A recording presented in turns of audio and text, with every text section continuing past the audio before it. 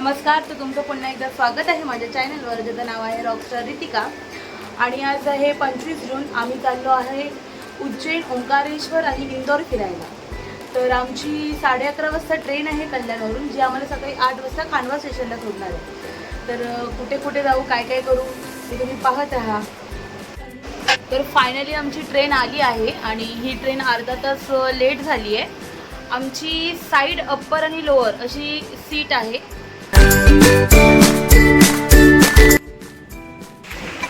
तर मस्तपैकी हा व्ह्यू एन्जॉय करत करत मी प्रवास करते आणि आता सकाळीच भेटते।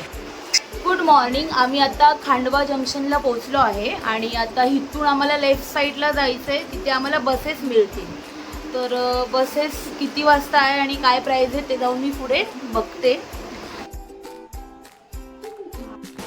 तर एक्झॅक्टली स्टेशनच्या लेफ्ट साईडलाच ह्या बसेस आहेत आणि ही बस खांडवा टू ओंकारेश्वर प्रॉपर 9 वाजता सुटते आणि ह्याची पर पर्सन तिकीट 75 रुपये अशी आहे।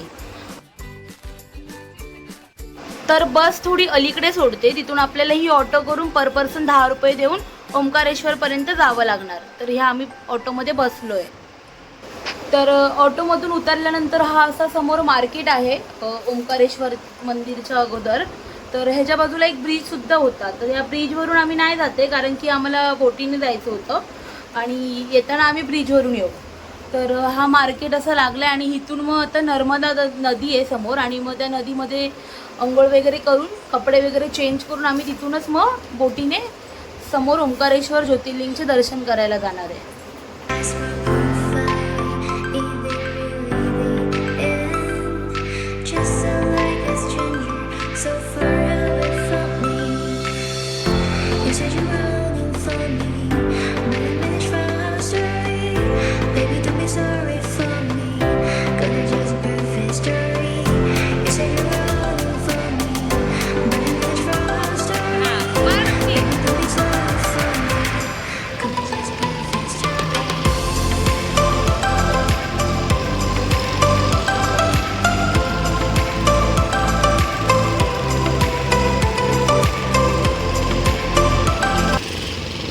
तर आता आम्ही नर्मदा नदी घाटाच्या तिकडे उभे आहोत आणि त्या साईडला ओंकारेश्वर ज्योतिर्लिंग आहे।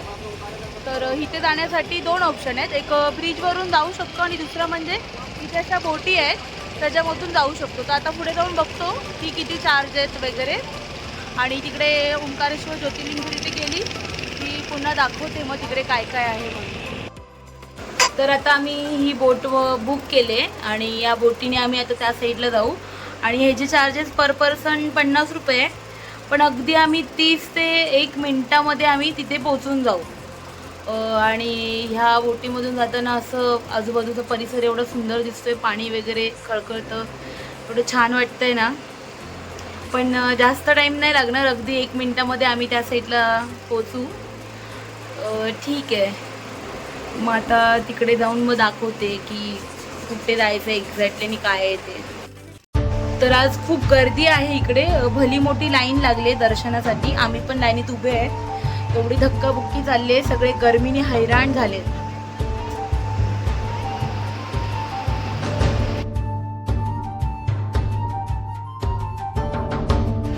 तर जसजशी लाईन पुढे जाते तसे असे छोटे छोटे मंदिर लागतात रस्त्यामध्ये आणि इथे स्क्रीनवर बघा ओंकारेश्वर ज्योतिर्लिंगची अभिषेक चालू आहे तिकडे आणि एवढी मोठी लाईन आहे। छोटी छोटी मुलं सुद्धा आली आहेत दर्शनासाठी आणि खूप म्हणजे खूप गर्दी आहे। जवळपास आम्हाला 5 तास झालेत लाईनीत उभे राहून, पण अजून काही दर्शन झालं नाही आहे।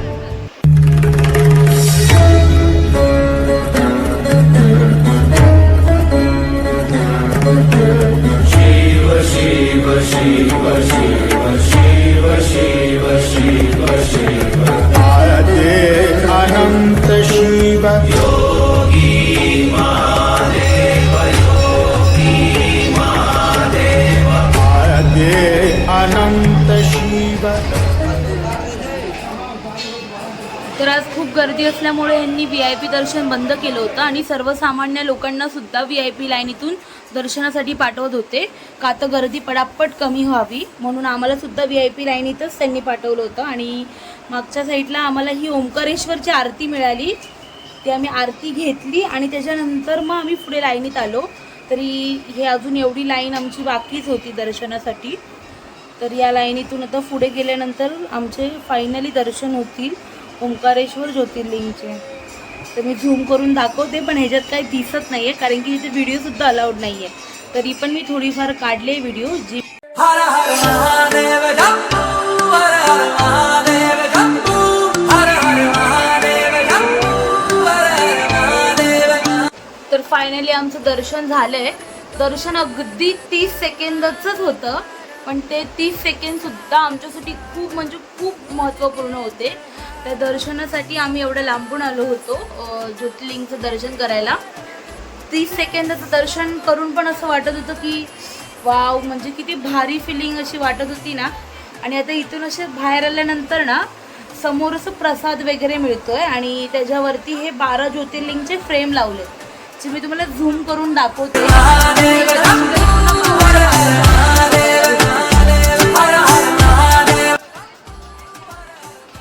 आम्ही एक टाईम बोटीने आलो म्हणून आता रिटर्न जाताना विचार करतो की ह्या ब्रिजवरून रिटर्न जाऊ. तर हा ब्रिज पार करून आम्ही त्या साईडला जातो.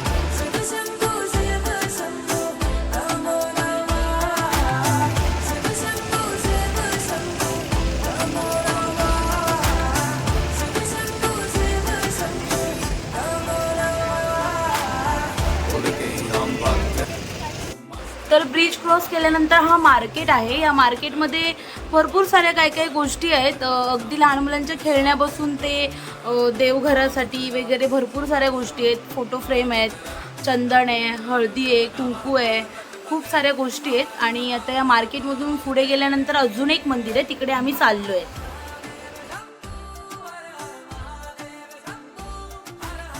तर मार्केटच्या एंडिंगलाच हे ममलेश्वर मंदिर आणि गौमुख घाट आहे. दोन वेगवेगळी ठिकाणं आहेत जिथे ॲरो केला आहे. आम्ही गौमुख घाटला सुद्धा जाऊन आलो आणि या साईडला ममलेश्वर मंदिरात सुद्धा आलो आहे.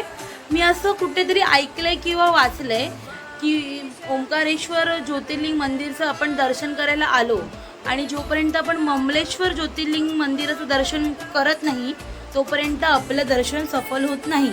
म्हणून आम्ही पहिले ओंकारेश्वर मंदिराचं दर्शन केलं आणि त्याच्यानंतर आम्ही आलो आहे ममलेश्वर ज्योतिर्लिंग मंदिरामध्ये. ह्याचं दर्शन करून मग पुढे जाणार. आता इथे आलोच आहे तर हे दोन्ही मंदिर अगदी जवळ आहे, म्हणून तुम्ही सुद्धा कधी आलात तर ओंकारेश्वर आणि ममलेश्वर हे दोन्ही मंदिराचे दर्शन करूनच जा. आणि इथे जास्त गर्दीसुद्धा नाही आहे, अगदी 5-10 मिनटात दर्शन होऊन जाईल. तर तुम्ही सुद्धा कधी आलात तर ह्या दोन्ही मंदिराचं दर्शन नक्की करा.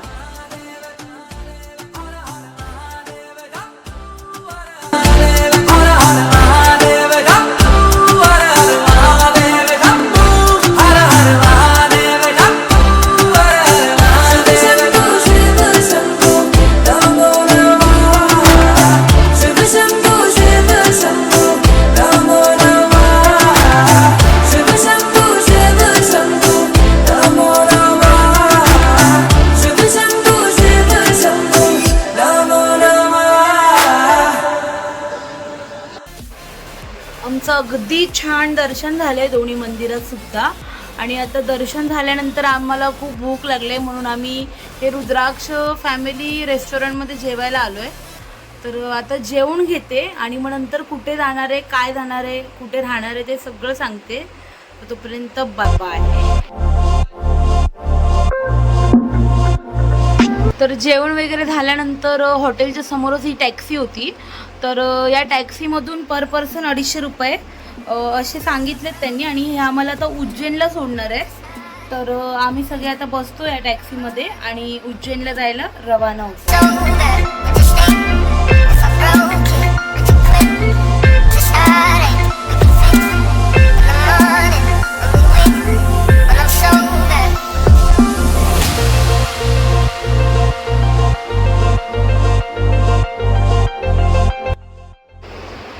तर आत्तापर्यंत मी पेट्रोल पंपवर जाऊन CNG वगैरे गॅस भरताना बघितलं होतं, पण पहिल्यांदा मी HP गॅस गाडीमध्ये भरताना बघितलंय.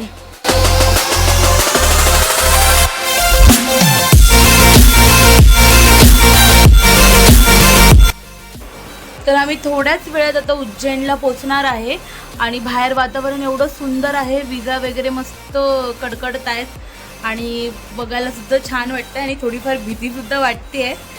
पण आता थोड्या वेळात उज्जैनला पोचेन.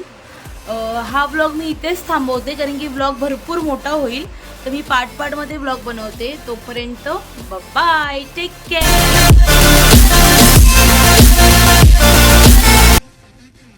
तुम्हाला जर माझा व्लॉग आवडला असेल तर नक्की लाईक, कमेंट आणि सबस्क्राईब करा.